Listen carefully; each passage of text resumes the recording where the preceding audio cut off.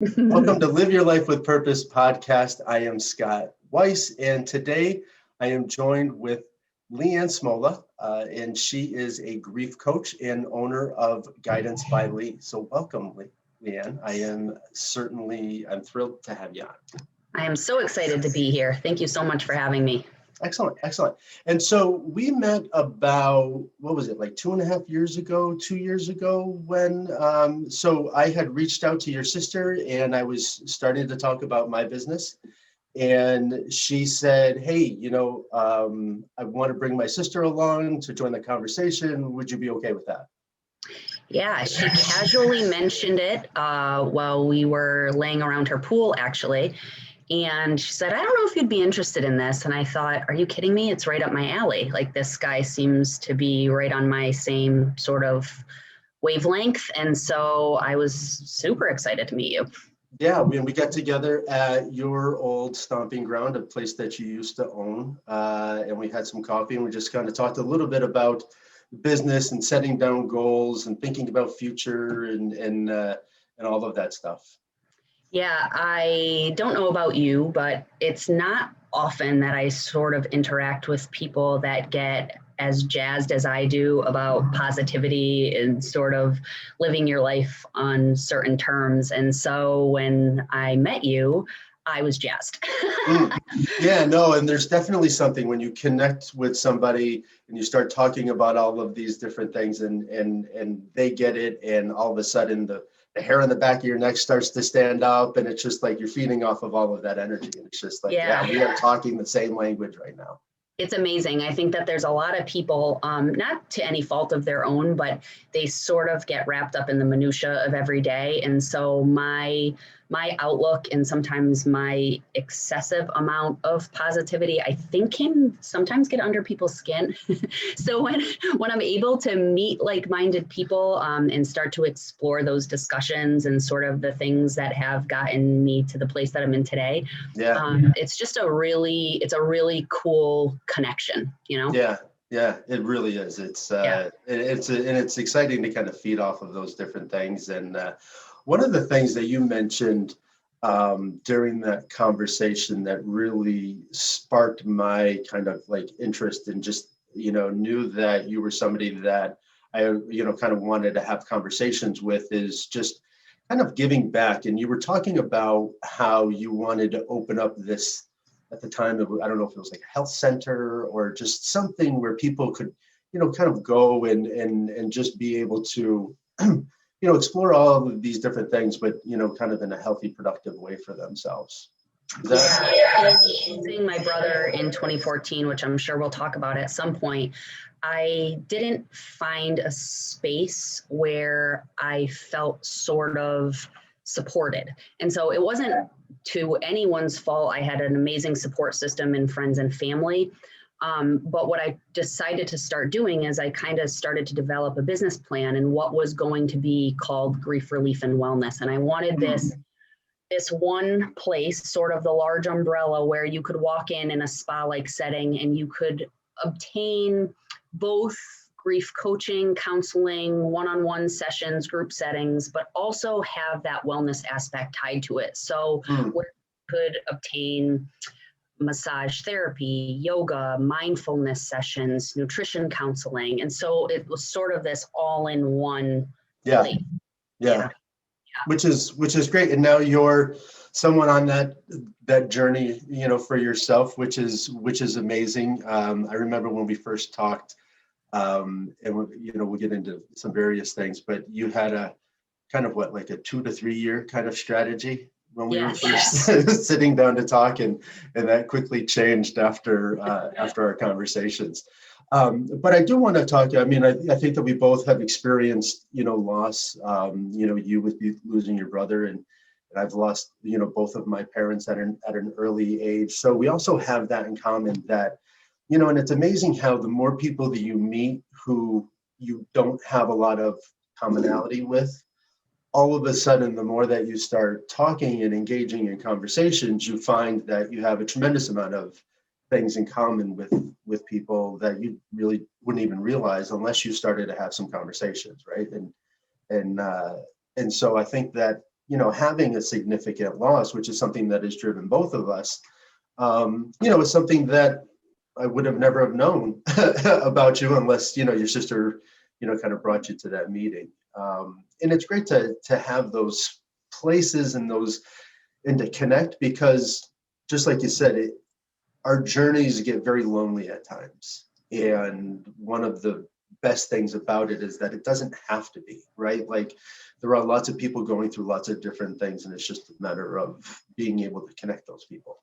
Yeah, to your point, I think that once you start to have those conversations and you sort of start to peel the layers off of the onion, right? Then you build that rapport with people and you uncover that, holy smokes, like, I didn't think I maybe had anything in common with this person, but as a matter of fact, like, I have all of these things in common, or even if it's just a handful of things. And I think that people's ability to sort of open up can be really a gift in a way, because once you're able to start to share the experiences that you've had in life, then you're able to make those types of connections, right? Yeah, 100%, 100%. And so, just kind of going back to then that journey, I mean, and having lost your brother, maybe you could just kind of tell me a little bit about that whole, kind of story, that journey for yourself. I believe you were saying that you and your brother were extremely close. Yeah, definitely. He was 13 months younger than me, so people would say we were Irish twins. And we have a sister who is 9 years older than me, and we were super close as a family. I mean, but growing up, our childhood, him and I did everything together. And we had a super cool childhood, like a great neighborhood filled with kids and another family we were really, really close to. But we sort of lived this parallel life. So we had our amazing childhood filled with phenomenal memories that I still think about every single day, but as we aged, we ran with the same circle of friends, we worked at the same company, we vacationed together, we partied together, we lived together, and our family did. We were sort of the family to be. People would say all the time to us, can the Muses adopt us? And we were like, sure, come on board, jump on board. And so I have an amazing amount of, years and years and years of good things to remember him by. And then sadly, things kind of took a turn for the worst around our late 20s.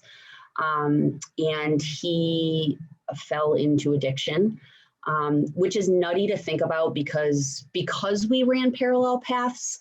Like, if anyone said to me, your brother would become addicted to drugs and ultimately pass away as a result of it, I would tell them they were out of their minds, right? Like, because it was just hard to believe. We were so similar.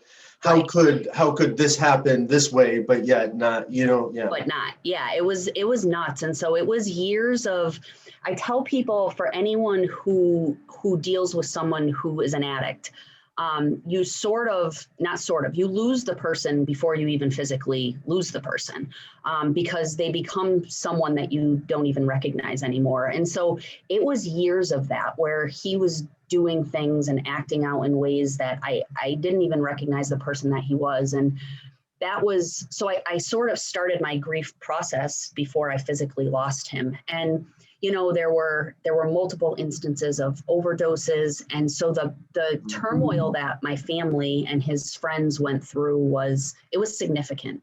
And I didn't even realize at the time how much of an effect that had on me. Like, I sort of just continued to operate. Right? And you just kind of plow through life and you're like, well, this is what, the hand that has been dealt, and we'll figure it out. And then sadly, 2014 was a crazy year. I lost a grandfather in January, a grandmother in July, and then my brother Christopher the first week of August. And it was devastating. It was devastating. 100%. And that's, you said a couple of different things, kind of grieving before, even that person, just because of all of those different stages and kind of losing somebody, even though you haven't really lost somebody, which was exactly the same type of scenario of having my mother pass from Alzheimer's is every year I saw a slower and slower decline of what she was able to do. And, kind of 3 years into it, she could no longer say my name. And it got to the point where, it got to be almost poetic in a weird way, because it's not often in life that you're able to go 360 full circle with somebody. And for my mother taking care of me from a baby and kind of raising me and doing all of that, to then giving that same thing back to my mom, that comfort, that security, and really having to do those same things for an adult that, as I was as a baby, like, she depended upon me and my wife and my sister for life, and through that process, at the end of that, even though I had started to go through therapy, I had lost myself in this process, because I became this other person. And then after reflecting afterwards, it was just like, who am I? What do I want for myself? What have I done? Am I proud of all of that? Am I not proud of the things? And then putting a plan in place to then be able to, kind of be that individual. But one thing that I also really want to talk about that really kind of hit home for me was that when I was 17, I lost my father to a very rare form of cancer. He was diagnosed in November as having a stroke, because the left side of his face, started to droop. And then he passed away in January. And so it was a very quick, kind of thing. Come to find out that he had a rare form of cancer that started in his lungs and kind of went up into his brain, which is why, they thought that he had a stroke. But as a male, as a 17-year-old kid, I never did anything to deal with that loss.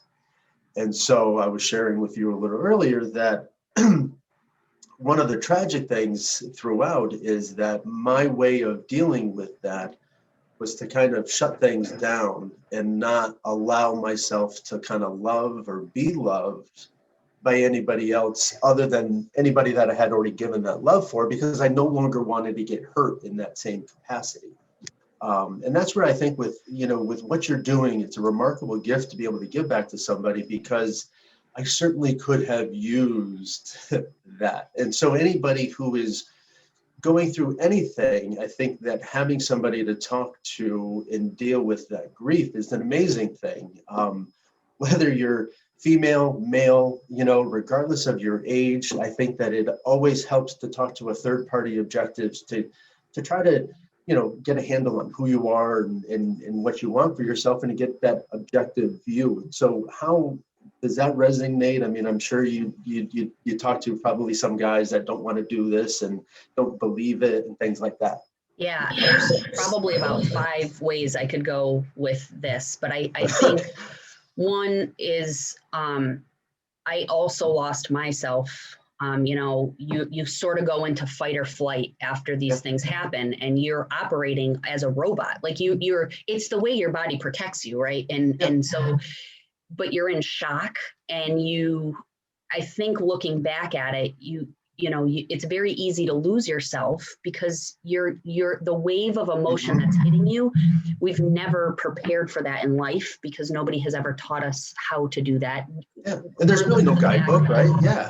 And regardless of the fact, like, loss is going to happen, and it's sad, but it's going to happen, and we don't know what to do, right? And so, I think though, for men, boys or men, that stereotype is really true. Like, we just expect, like, toughen up. Come on, buddy. Like, it's time to pull your bootstraps up and get back on, and let's deal with it. And that's very sad. And it's something that we have to break down. Like, boys and men have all of the right to grieve, the same as women do, and the need to. And so it's critical. My wife will tell you that I'm a lot more emotional than she is. I would say my husband is also also. Yeah. When a Hallmark,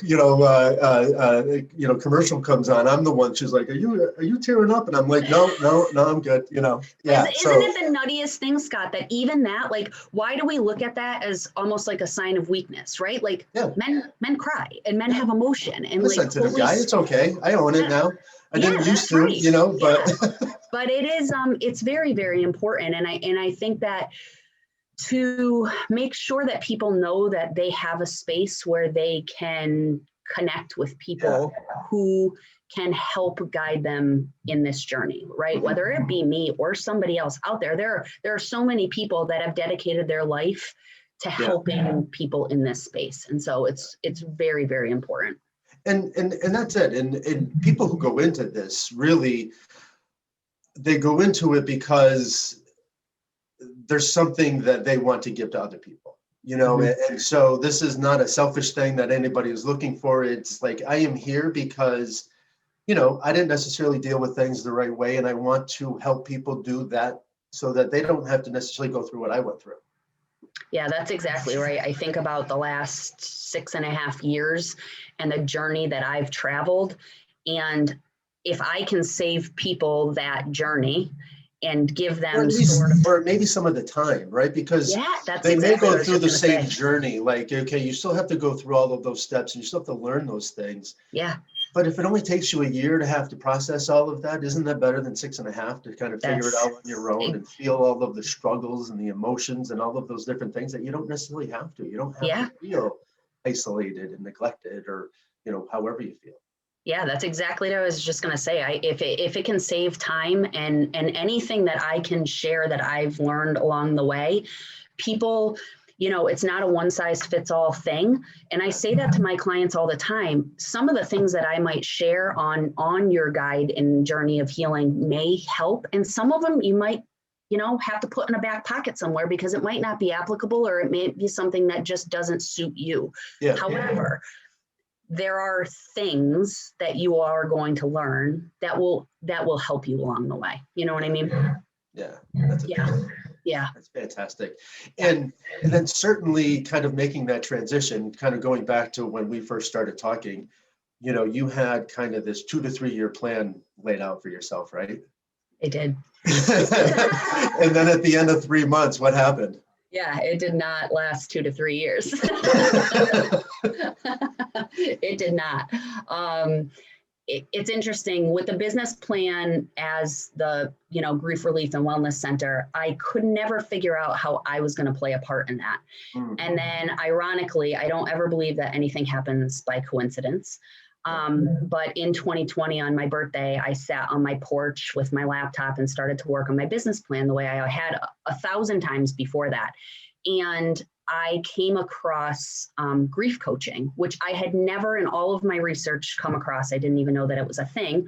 Mm-hmm. And I had already made the determination that I wasn't going to go down the clinical route. And we don't have to get into that. It just wasn't something that was suited for me. Yeah. And so I came across grief coaching. And not only did I come across it, but I came across, I believe in signs. And so the page that I looked at happened to have a red dragonfly on it. And I believe wholeheartedly that red dragonflies happened to be a sign from my brother. So this program I stumbled across, the director and I connected, and we were on the phone for literally over an hour. Yeah. And in my heart and soul, Scott, I knew like this was what I needed to do. Yeah. And so I went through the program, which only, enhanced my skill set that much more from what I had already gone through personally and all of the work that I had put in personally. And then, things just fell into place in the time that they needed to fall into place. And I remember somebody saying to me, this might happen a lot sooner than you think that it's going to. And I'm like, oh, no, 2 to 3 years. But yeah, in October of 2020, I launched Guidance by Lee. Which is fantastic. And it's so, and it's great to, you have all of these things, but it's, there's a Steve Harvey kind of quote that he always says, and, I'm a big fan. He's a funny guy, but he's always just like, at some point you have to take a leap, right? Like you have to jump, and there's no safety net and there's no kind of catch. And, the thing that I think a lot of people don't understand is that everyone has that same anxiety, but just to a different level. I felt it when I decided to do it. It is this like, oh boy, here we go. But when you have belief and you have passion about something, then it can't be wrong, right? Like it's one of those things where you figure out a way regardless. And I think that that's the fun thing. We have this ability within ourselves to figure out a way and not take the easy route if we tell ourselves that, we're not going to take an easy route. And an example yesterday would be I rode 100K. I did 100K row yesterday, and which turns out to be about almost 2.5 marathons. And there were a lot of different points along that time that I was like, I don't know if I can do this any longer. But then, you always have that kind of why in the back of your mind. Why are you doing anything? What are you doing this for? And it's amazing how you then can say, okay, well, let me just do another 5 meters or 5,000 meters. I can do 5,000 meters. And then you break it down and even further sometimes. And I got to be like, okay, every 2,500 meters, I had to get off and roll and, use a massage gun on my back. But then it got to like the last 10,000 meters, and it was just like, I'm almost done. But that's where I think that it's an amazing experience to kind of connect with people and talk to people, because there are lots of people who push through a lot of those different adversities, but they all have a lot of anxiety. They have a lot of fear, but people don't see those anxieties or fear. They only see kind of, oh, somebody did that. Well, yeah, that's just her. Well, it might be just you, but there's also a lot that comes with that, right? Yeah, that's actually, it's great to talk about. First of all, I applaud you for rowing that. That's incredibly amazing. I will tell you, I did a 500-meter row for time at the gym the other night, and my lungs were burning. So the fact that you did 2 marathons, hats off to you, my friend. No, it was good. Amazing. I think it's important. It's important to talk about this. I had a really successful career in healthcare administration, and that's where what I had dedicated my life to professionally for years and years, and I think that there are people out there probably still till this day that go, is she out of her mind? Like, you don't walk away from where I was job and, to, become a grief coach. Like, what is she thinking? And I think it's all about how you individually define success. Yeah. Right. And that's what it's about for me, because my passion in life is not healthcare administration. My passion in life is to help other people in a space of grieving and loss. Yeah. And so it's not about a monetary win for me. Do I think that at a point that's going to come and I'm going to be okay and I'll be able to take care of my family? Heck yeah, I do, because I believe in myself. And not only that, to your point, I will do whatever it takes to get there while I'm doing what my life's purpose is, right? And so it's a grind, and it's not about just doors opening up for us. It's about all of the hard work that we put in to network with the people that we network with, to share our stories with the people that we share our stories with, and to put ourselves out there, right? And and just being able to do that, Scott, is really hard for some people. Totally, 100%. It totally is, but that fear and anxiety is very real. Like, I think, holy smokes. Like, I still have it at times for different things. Just even watching this podcast, it took me forever to get this off the ground because I just had that fear of taking that first step. Once I took that first step and put that first one out there, all of a sudden, you should have seen my wife. Like, I was like, oh, here's what we're going to do. Like, it was like, okay, I got past that and now I'm ready for the rest. But that first step sometimes takes a while for people. Yeah, and you know what I think happens when you're able to break through that, you get into your creative mind, and then you're like, it's almost like endless opportunity. You're Yeah. all like, I you can do this, I can do feel the that. physical, literally, you have a physical reaction of like Yeah. goodness, and you're going 1,000 miles an hour. But you Yeah. do have to be able to take that first step. And that's, I think, what can be really, really challenging for people. And it is very, very scary. But if 100%. you believe in yourself and you're passionate enough about what you are doing, then there is no failure, Yeah. right? I think that people don't often realize that just having the business, even in a downturn, it's the tremendous impact that it has on a lot of people. But you come out of it and you think, okay, well, how can I still survive through this? Because I know that I can continue to evolve. And it's important I think that people realize that we have this ability to evolve. Yeah, I think you hit the nail on the head with that. People, you can't write a business plan and have everything set in stone, because if you do, then quite frankly, it's probably most likely not going to work, right? Like you have to be able to forever pivot and adapt, because our conditions around us are forever changing. Forever And changing. so the only thing that you can do is change how you react to those conditions, right? Yeah. And you have the ability to take control over it at any point in time, Yeah. and figure out how you're again going to pivot and what your avenue is going to be. 100%. 100%. Yeah. And I know we can talk for hours, but before we start to to kind of wrap up, there was one thing that you kind of talked about that I really want to focus on, because it's really all that I kind of work on for myself and help people with is passions. And you have a passion, and so and I'm sure just like everything else, right? Like you didn't have this passion before, but you had a life event that led you to develop a new passion in life. And so I was always somebody that gave a lot, right? Like I'm just that, kind of nature where, I'm always helping or whatever, you're a giver. But after taking care of my mother, that passion and that purpose took on a whole nother meaning. And so maybe you can just kind of talk about your passions and how this evolved for you. Yeah, I was always a caregiver. I always cared for other people.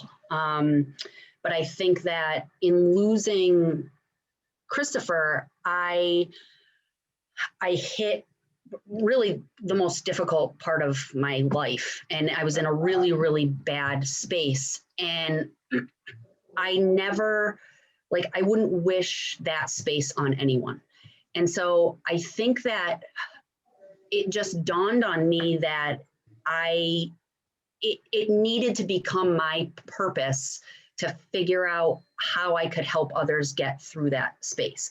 And I don't, it's tough because I coach people a lot, right? And we talk about what's your passion. And sometimes people say, I don't know what my passion is, right? And I don't know about you. I'd like to actually have this conversation with you, because I can't tell anybody what their passion is, right? And so we have to start to sort of peel those onion layers back to figure out what it is. But I do think that life occurrences for people, and whether it be a severe state of pain or a severe state of almost the opposite of that, like joy. And gratitude and goodness and positivity, whatever it is, I almost do feel like it is one of those ends of the spectrum that you kind of pull from. Yeah, and when, for me, I didn't really know what my passions were. I never really defined things for myself, growing up. And so before I started journaling, I kind of had this vague sense of kind of who I was and my definitions of success, and really kind of floated along. I never really had that definition or gave that to myself. But after my mom passed, when I was lost, I was like, well, I determined that I was going to take some time and focus on me. I've spent my entire life focusing and making other people happy, but I never took time to understand and make myself happy.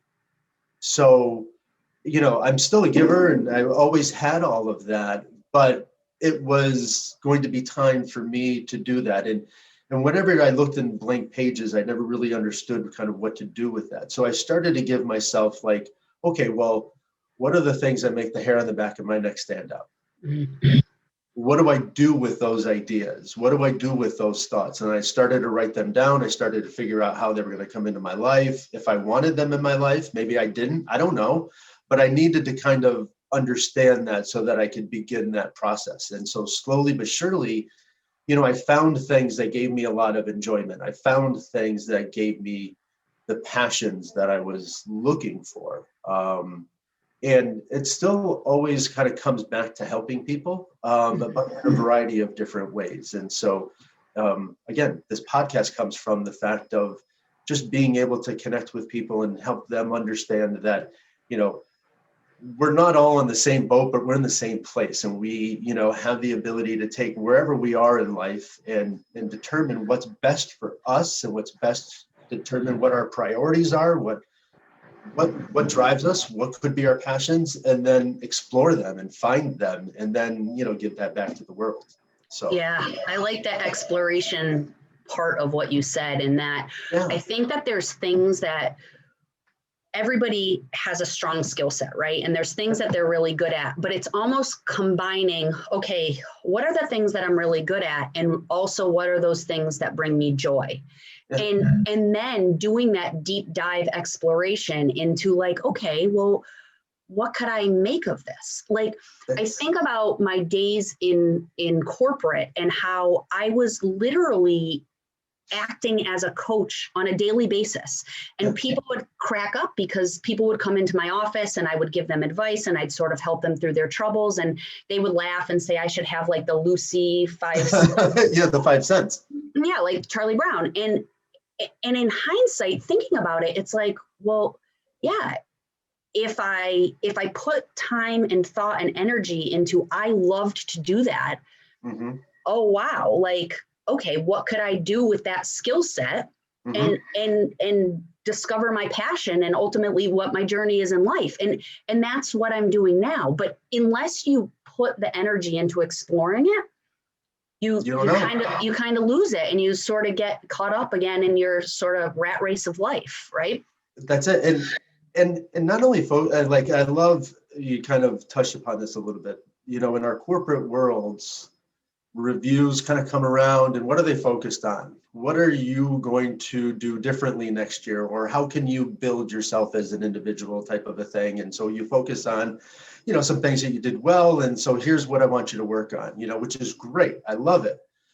But we all know, I know things where I have deficiencies and all of that. But what really started to spark for me was when I started to focus on the things that I was really good at, the things that brought me joy, the things that I knew that I did well, and then run with those ideas instead of trying to always fix these things that I don't do well. I may never do those well, and agree. That's okay. Yeah. You know what I mean? And so, but I think we're not often, kind of exposed to that, which is, again, to have a supportive person, whoever it may be, to talk to and to help you explore those different parts, I think is fantastic. Yeah, it is fantastic. We can't all be great at everything we do, right? We're human and we have strengths and I don't even call them weaknesses, It's just things that we are not super strong in, and that's okay. But like, find what those strengths are and then keep running with them. Well, and that's, so one of my true beliefs is that, we are all here for a purpose, for a reason, that we all have something special inside. But if I kept working towards what you felt was good for me, then guess what? I never find what my special thing is. And so when we focus on what we do well, what ignites our passions, we find that special thing that we have, that we're supposed to explore and develop and then give back. Yeah, and I'd like people to consider, right? you can't just up and leave your job tomorrow because, oh, wow, I found that I have a passion for painting and I'm going to become a professional painter, right? Exactly. Part of it is being prepared. So keep your 9 to 5, right? But set aside time during your week to develop that passion and work on the side to do that, because the more that you put time and commitment into that passion, it will start to manifest itself. But that's really, really important. And I think what happens is we get so wrapped up in our 9 to 5 and we're so exhausted and we're so tired because there's so much on all of our plates that we kind of put that up on a shelf and we don't pull it down. And it's like, it's so important for people to hear that message. Like, you have to pull it down and you have to make time in your week to commit to it. Well, all of those things, when you're not mindfully making these choices, they drain your energy, right? Because you're focusing on other people's priorities. When you start to think about your priorities and your passions, you still have that 9 to 5 job, and it still may be a frustrating part, but then you get energy again from doing the things that drive you. And so that's what the balance is. And it's still time consuming. Everyone's going to always have a busy life. That's never going to change, but it's just, what are you doing with all of that time? Yeah, carving out that time for you and what jazzes your soul is critically important to be part of your day. It's amazing. Because nobody more important than yourself. Because what do you have to give to the world if you are not fulfilling what your needs are? I tell people all the time, I gave my mother everything that I have, or I had. But I was not at 100%. So guess what? I didn't have 100% to give. And so, when you focus on yourself, people see it as selfishness and all of that other stuff. Focus on you so that you can be the best version for everybody else. That's right. Don't put yourself on the back burner. You're too important. Oh, exactly.